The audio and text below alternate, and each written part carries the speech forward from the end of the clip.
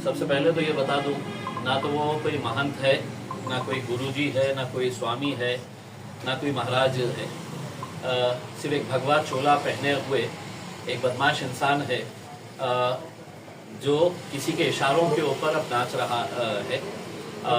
यकीनन उसका स्टेटमेंट अगर आप देखेंगे तो ऐसा लगता है कि पूरी तरीके से एक स्क्रिप्ट तैयार की गई और उसे ये बताया गया है कि अगर मुसलमानों को सड़क के ऊपर लेकर आना है, सिर्फ उस ज़िले के नहीं, उस स्टेट के नहीं, पूरे हिंदुस्तान के ही नहीं, बल्कि दुनिया के अगर मुसलमान अगर किसी बात से अगर गुस्से में आते हैं, नाराज़ होते हैं, तो वह अपने नबी की शान के अंदर गुस्ताखी कतई बर्दाश्त नहीं करते हैं।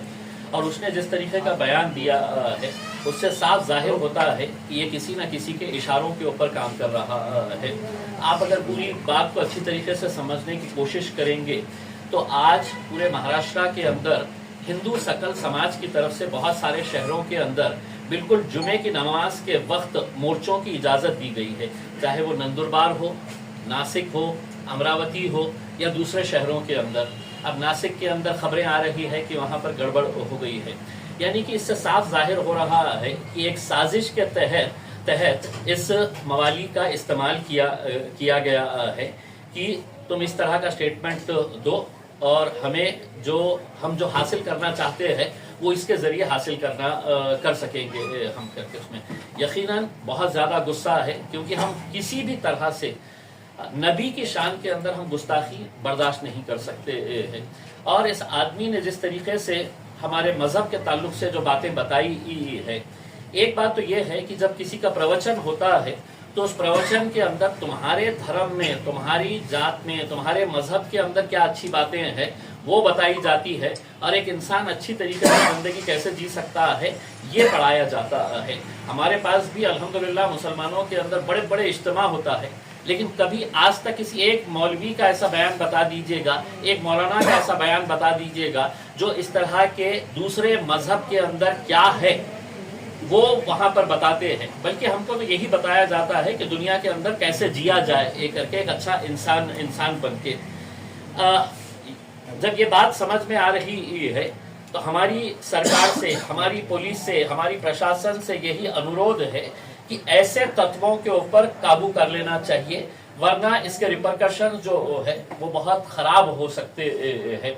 हमने इससे पहले भी देखा है जब भी नबी की शान के अंदर गुस्ताखी हुई लोग किस हद तक चले गए हैं। और ये हमारे ज़िले का होने की वजह से हमारे लिए और ज़्यादा अफसोस की और गुस्से की बात है कि हम ऐसे सांपों को हमारे पास पाल रहे हैं करके। आप पिछले कुछ दिनों का अगर ये देखेंगे, आकलन करेंगे तो एक नितेश राणे नाम का एक भाजपा ने छोड़ा हुआ पिद्दू है, वो पूरे महाराष्ट्र के अंदर जा के किस तरह के बयानबाजी कर रहा है। मकसद उसका भी साफ है कि किसी तरह से ऐसे भड़काऊ बयानात दे कि जिसकी वजह से मुसलमानों का गुस्सा फूटे और वो सड़क के ऊपर आए करके।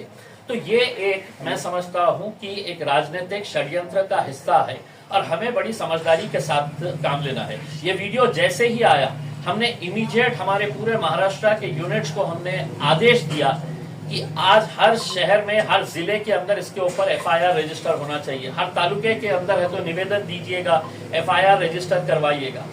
मैंने सुबह उठते ही यहाँ के पुलिस कमिश्नर से बात की।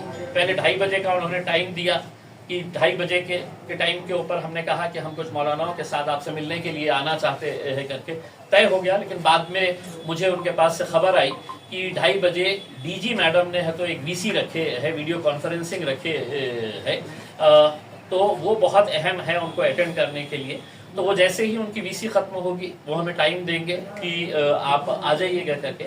इन द मीन वाइल हमने पुलिस कमिश्नर के नाम के ऊपर है तो एक निवेदन बना के दिए है और हमारी मांग रखे है, और अकेले मेरी मांग नहीं है, ये हिंदुस्तान के हर मुसलमान की मांग है कि ऐसे गुंडों को जो सिर्फ एक भगवा चोला पहने हुए है, वो कोई स्वामी नहीं हो जाते हैं, वो कोई पुजारी नहीं हो जाते, वो कोई महंत नहीं हो जाते हैं।